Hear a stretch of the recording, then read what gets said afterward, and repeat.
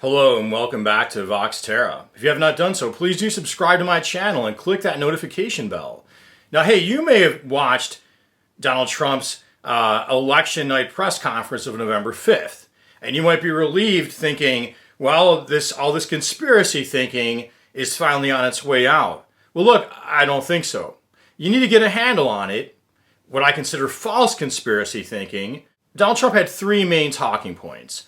He's up against moneyed elites, media elites, and you are people in the know.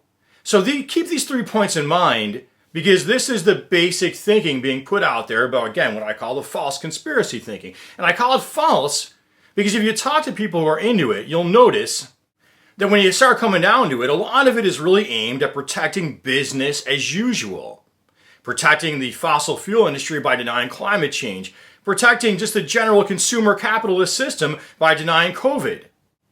It resonates with people because people have the sense that something is wrong and they want an explanation. It resonates with people because a lot of what's coming out of the left, a lot of people don't feel included in on.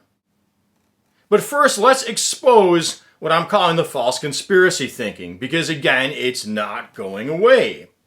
So regarding this anti-elite theme, this anti-moneyed elite theme that they are supposedly up against, well, look, I've cited for you DSMOG, Public Citizen, Human Rights Watch, The Guardian News, and other videos showing you how the Trump campaign and the Trump Inaugural Committee received a lot of funding from fossil fuel interests, chemical industry interests, private prison interests, gambling, and real estate.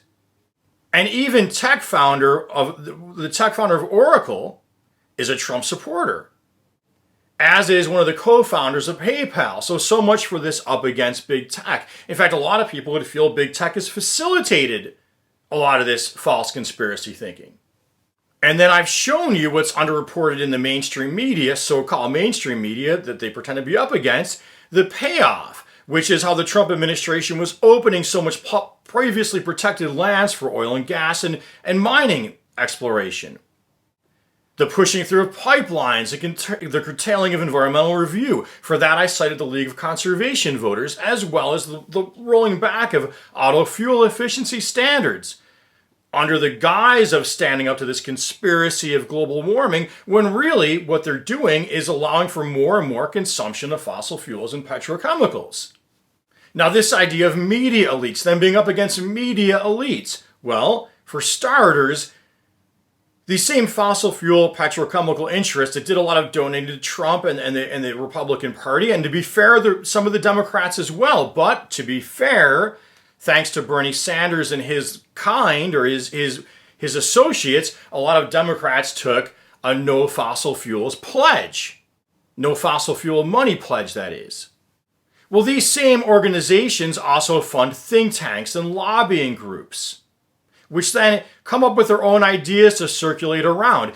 Groups like the American Legislative Exchange Council, Heartland Institute, Koch Industries, and the Mercer family. All of which are really underreported by the so-called media that they claim to be up against. Now, their ideas are then circulated around by Fox News and these conspiracy outlets. Now let's set aside Fox and these direct conspiracy outlets and take a look at the so-called liberal media. Well, you could argue, you could argue that they're socially liberal when it comes to things like sexual mores, religious freedom, family formation, that kind of thing. But they underreport the devastation to our environment being wrought by these business interests. They underreport the money that's been pouring into politics. So by underreporting that, but championing some of the liberal social causes, you can create the false impression there's a leftist media by kind of mixing together left and liberal. Well, left, in my definition of it, it's challenging the domination of society by certain powerful business interests. So let's look at CNN. It was Anderson Cooper who really backed Bernie Sanders into a corner over Cuba, and then went on reporting that as a big news story and helped bring down his candidacy.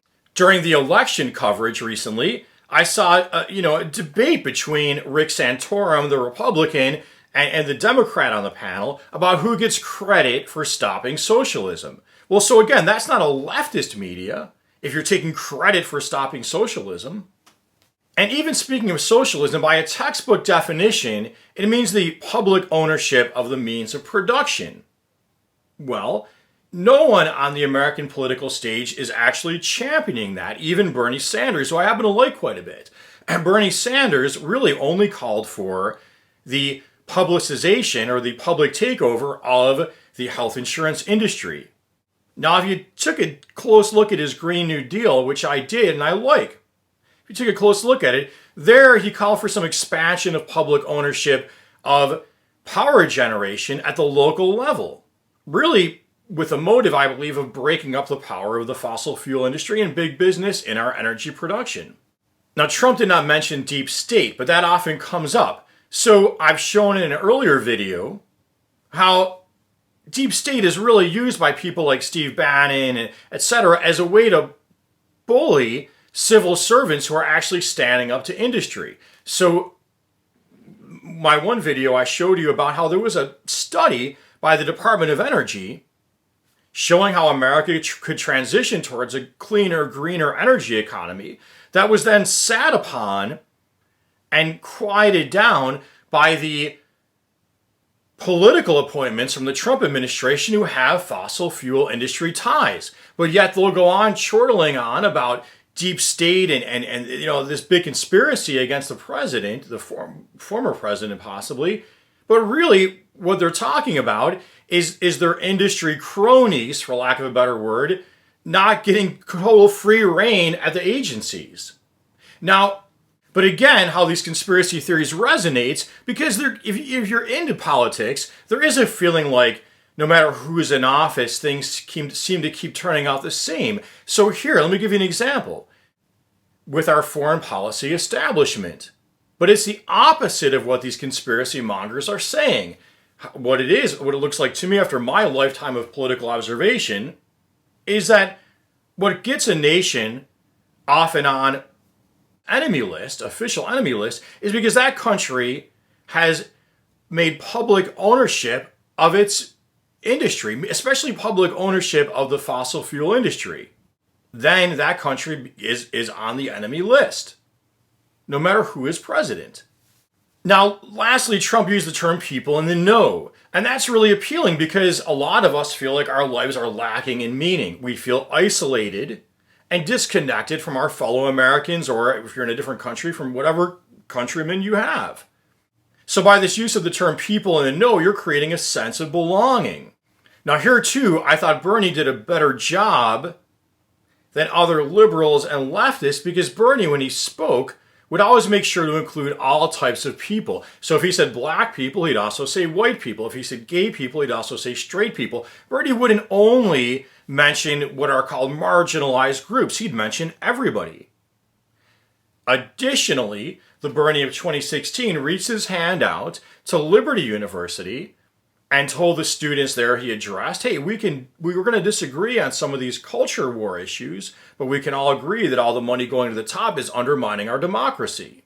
So I hope you found this video helpful and this work I'm doing helpful. If you did, please subscribe. Please click that notification bell. Please share my videos and consider supporting at Patreon or PayPal. You can look for those links below my videos. And until next time, peace be with you.